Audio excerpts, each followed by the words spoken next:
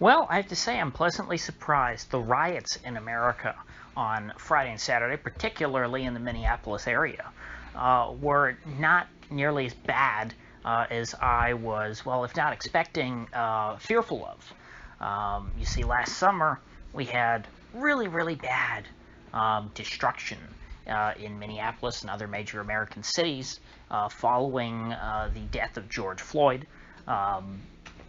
And while I think that that violence is still going to come at some point this summer, perhaps after the verdict in the murder trial of Derek Chauvin, many people across America were spared the violence these last couple of nights. Businesses were not torched at the rate nearly that I was expecting. There were not, innocent people being grabbed and pulled out of their cars, which, although we did see that earlier in the week, from what I could tell, Friday and Saturday, you didn't have too many atrocities being committed. Now, that doesn't mean that it was a good thing. It's just that the Overton window for rioting has shifted so far, towards the violent side of the spectrum, that when you have a night that is, still quite violent, that is far from being a peaceful protest, but doesn't result in the city looking like a war zone, like it was just bombed the previous night, the morning after, you tend to think, well, that was a pretty quiet night. And so that's where we're at. You wouldn't want to live in any of these major cities right now. It would not be safe to go out at night. It's not something I would recommend to people. If you're in Minneapolis or Brooklyn Center or Portland, certainly. Portland seems to be worse than Hennepin County, Minneapolis area, which I guess isn't too shocking, but it is, it was a good sign for the folks in Minneapolis. I have to say I'm impressed that most of the footage I'm seeing from these events, specifically the one in Brooklyn Center, they are actually going and rioting outside of the police department, at least. They're not going down to random businesses and ransacking hardware stores and jewelry stores and toy stores and just smashing windows as much as you saw last summer. Now, it's still happening. These are not peaceful people. These are not people who are just attacking the government. They're attacking innocent people too, but not nearly at the rate that they were before. There was a little more focus this weekend, which I appreciate.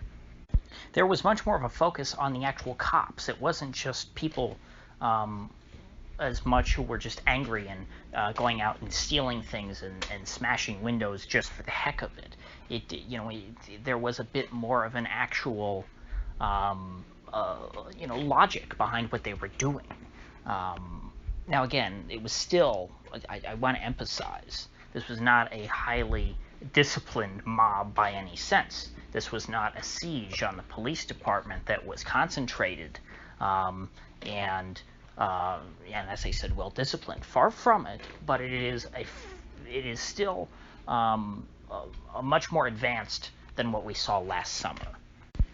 But I'm only talking about in Brooklyn Center. When you get outside of there and you look at across the country, at the other places, actually I should say Chicago was along these same lines too. Chicago seemed a bit more disciplined. I didn't see as much ransacking of stores. I did see much more people being focused on the cops and getting into confrontations with police, shouting at the police, that sort of thing, and not so much taking their rage out on other civilians. Interestingly, these folks were in these two cities, Chicago and Brooklyn Center, again, trying to focus on the police, and I believe the police were pushing, these rioters into residential areas. Now, there were also a couple videos I saw of them marching through, and going through their general racial grievances, which again is, I think, is total nonsense. If they want to attack the cops and get mad at the cops, it's one thing, and but then what ended up happening is that it devolves into, hey, let's just hate on Whitey. And so they're marching through a neighborhood and yelling about how black people used to live here, white folks get out, it's not your neighborhood, Black people always get very upset about neighborhoods becoming richer and white people moving in, but they never really care when that happens to white people. I mean, where I live here in Florida, that happens constantly. It's very difficult for anybody who lives in a lot of parts of Florida to live in the neighborhood that they grew up in. That's something people in some of these big cities experience too. It's a feeling that they know, especially people from like Brooklyn, because Brooklyn used to be real bad hoods everywhere, and now it's a real ritzy place. But it's true, of course, for white people in those areas too. Gentrification is a word that only gets used in a very specific case in which you have a black neighborhood that becomes ritzier and turns over and goes from being all black to all white. But if you have a white neighborhood that goes from being all white, but poorer people, to all white richer people, people who have no roots in that neighborhood, people who didn't grow up there, and of course the people who did grow up there have to move to other hoods. I mean, this has personally happened to a lot of people I know. My grandparents, the house that they lived in for my entire life until I was like a senior in high school, they eventually got gentrified. They couldn't afford to live there anymore. Houses, around there cost like well over $500,000 now. And my family, that's a little too much for them. So they had to move far away from me. It takes a while to visit them now. They used to be just down the road. A lot of folks have to deal with this across the country. Again, trying to wrap up your Black Lives Matter thing in with gentrification and all that, I have no sympathy for you. Not when you couch it in those terms. Because you don't give a damn about cops. You don't care if cops kill an innocent white person, which happens all the time. If you follow any of these cop watch blogs like Free Thought Project that puts up a story about literally every police shooting or every person who's killed by the cops, every unarmed person, it's a lot of white folks. Okay? So if you cared about that, you care about white people too. You don't. It's one of the reasons why what Chris Cuomo said was just so infuriating. Because Chris Cuomo's like, well, we won't get real police reform until white people's kids start getting killed. And it's like, what an insulting douchebag. Plenty of white people's kids get killed by cops. Cops kill people, on a pretty broad basis. I think that cops are equal opportunity killers. Or do they kill people of each race, exactly proportionate to their percentage of the population? Do they kill exactly 13% black people? Exactly 2% Asian people, and however much white people? I don't know. I don't know I haven't checked the racial statistics of how many, of the percentages of people killed by cops. All I know is it's a lot of everybody. There's certainly, I know for a fact there's more white people killed every year by the cops. But did the cops do that because they hate white people? I don't think so. They kill everybody. Gentrification happens to everybody. You're not special, black folks. I hate to tell you. I mean, black people all of last year going me is a lot of the reason why Trump did so much better amongst Hispanics. Because Hispanic people who are, more recent immigrants, they see that and they go, they're all about that. They're all about them. What about me? Black Lives Matter. Well, what about me? Does my life not matter? That's what a lot of those folks did because they're not as whipped, as your public educated, white folks. But again, you notice my complaints here are mostly rhetorical. I'm not too upset about the tactics so far, in a physical sense. Just the arguments being made by these folks. A lot of them were actual protesters. Now, they were combative protesters, as Maxine Waters said, asked of them. They were being very confrontational. They were not nice. They were not asking kindly. They were not saying, please and thank you.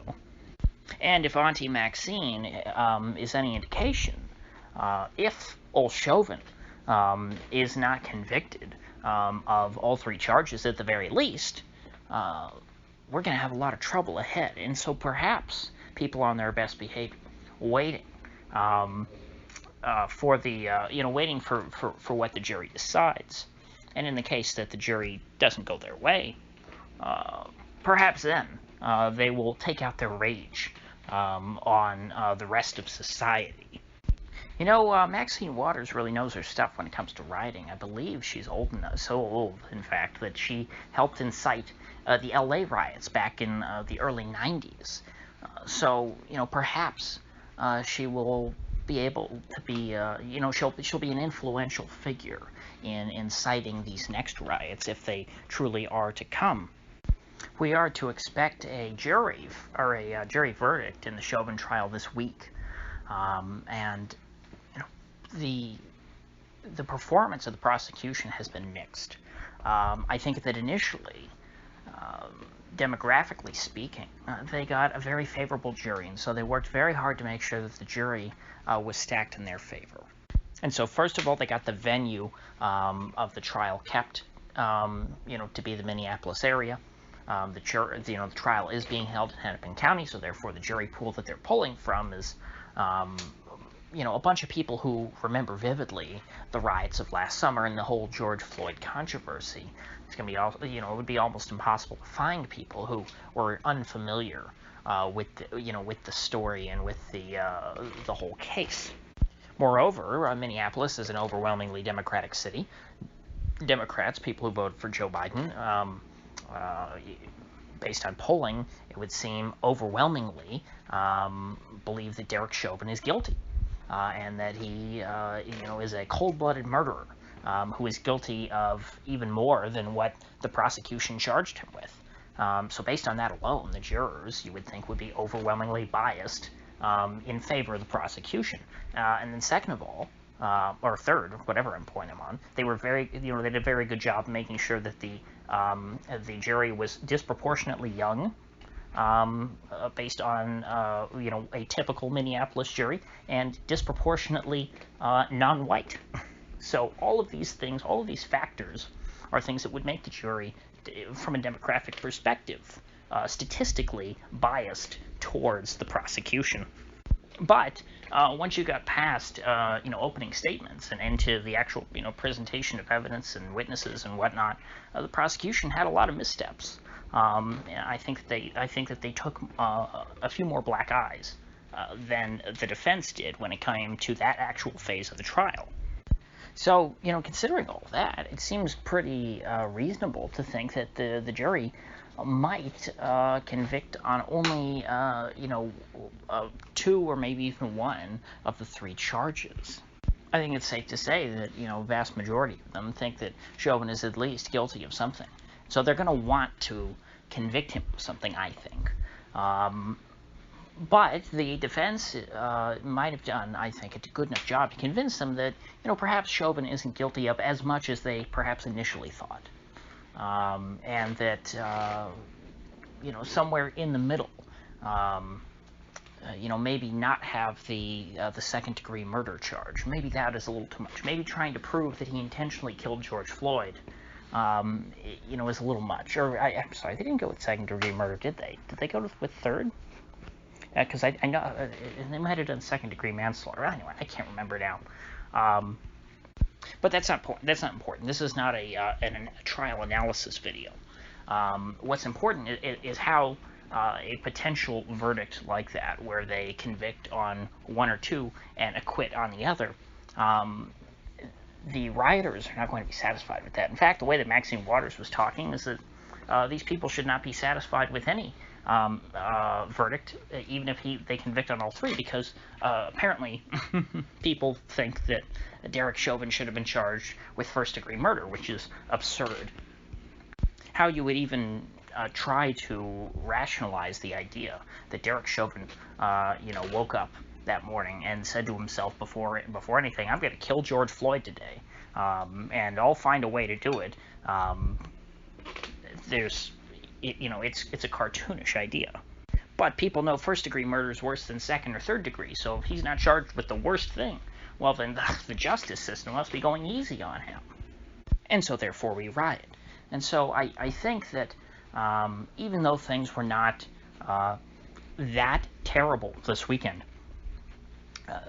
The worst is still going to be yet to come. Now, that's not going to say that we're going to have apocalyptic riots in the wake of the verdict. We don't know that. I don't know what's going to happen, but I think it's going to be worse than this weekend. If this weekend was really bad, I would have said, wow, well, then after the verdict comes, it's going to be even worse than that.